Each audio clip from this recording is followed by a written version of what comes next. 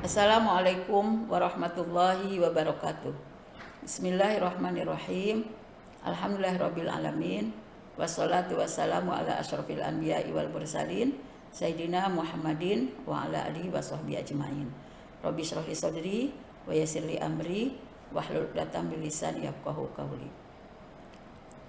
Ada beberapa amalan yang bisa mempermudah kita mewujudkan rumahku surgaku.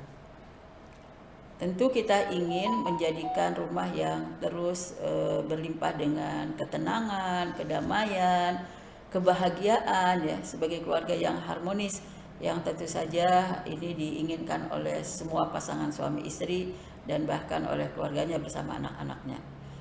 Nah, ada beberapa amalan yang bisa mewujudkan rumahku surgaku.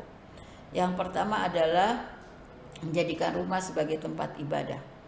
Kalau kita ingin mewujudkan rumah itu penuh ketenangan, kedamaian, ketentraman, bahkan hadir kebahagiaan, maka kita harus bisa membuat hati kita tenang. Apa yang membuat hati kita tenang? Yaitu banyak beribadah kepada Allah Subhanahu wa taala.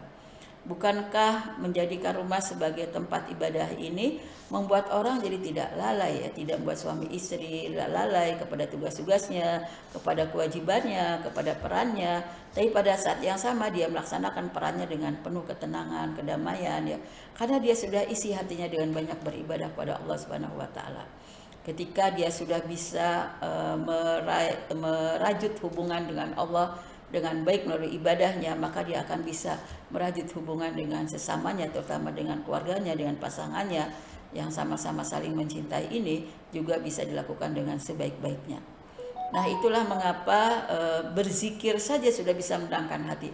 Apalagi ditambah dengan selain zikir ada tilawah Quran, baca Quran, kemudian sholat dengan khusyuk di awal waktu, bahkan dengan berjamaah, lebih dari tambah dengan sholat-sholat sunnah, kemudian ada saum sunnah dan lain-lain.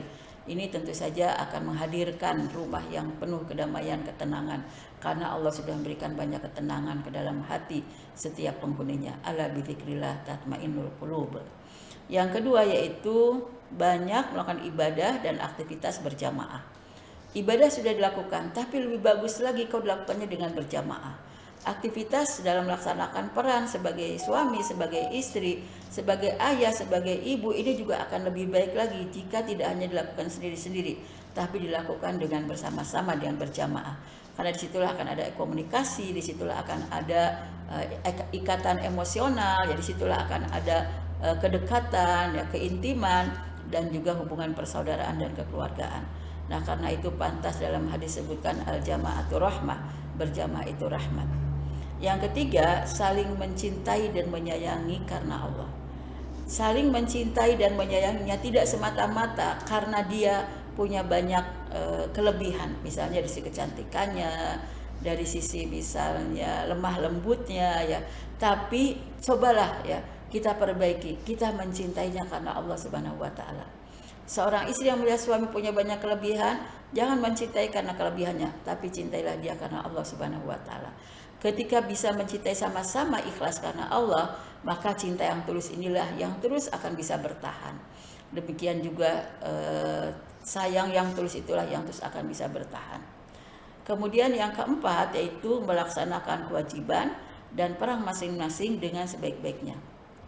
Suami melaksanakan perannya tidak sekedarnya saja, tapi dengan penuh tanggung jawab, ya, dengan maksimal, dengan optimal, sehingga pada saat yang sama dia melaksanakan kewajibannya dengan sebaik-baiknya.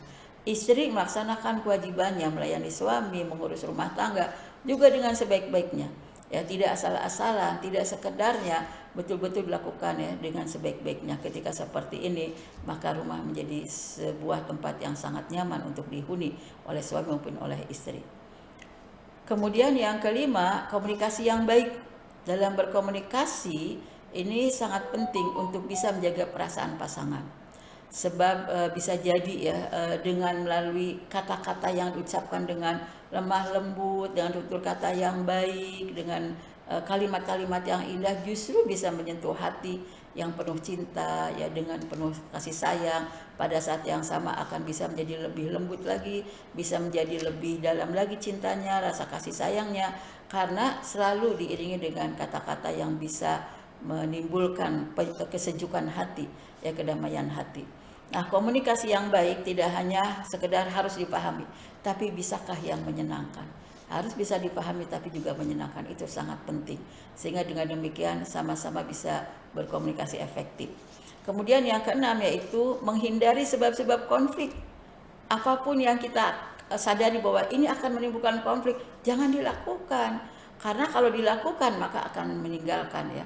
Akan meninggalkan semua yang tadinya damai, yang semua tadinya tentram, yang semua tadinya tenang, yang semua tadinya harmonis. Karena itu pandai-pandailah suami istri menghindari semua penyebab yang menimbulkan konflik. Kemudian juga yang terakhir, saling percaya dan sangat mudah untuk saling memaafkan. Kita suami istri harus saling percaya terhadap kepribadian suami, terhadap kesetiaan suami, terhadap cinta suami. Demikian pun suami terhadap istri. Ketika bisa saling menjaga kepercayaan kepada pasangan, kemudian bisa menjaga diri untuk terus dipercaya oleh pasangan, tapi pada saat yang sama ketika terjadi salah paham mudah untuk memaafkan, ketika ada misalnya percekcokan kecil untuk mudah juga saling memaafkan, maka ini juga akan membuat rumah terus damai, tentram. Jadilah rumahku, surgaku bagi semua yang tinggal di dalam rumah tersebut, apakah suami, istri, sebagai ayah, sebagai ibu, maupun juga anak-anak yang terlahir dari mereka. Jazakumullahu khairan. Assalamualaikum warahmatullahi wabarakatuh.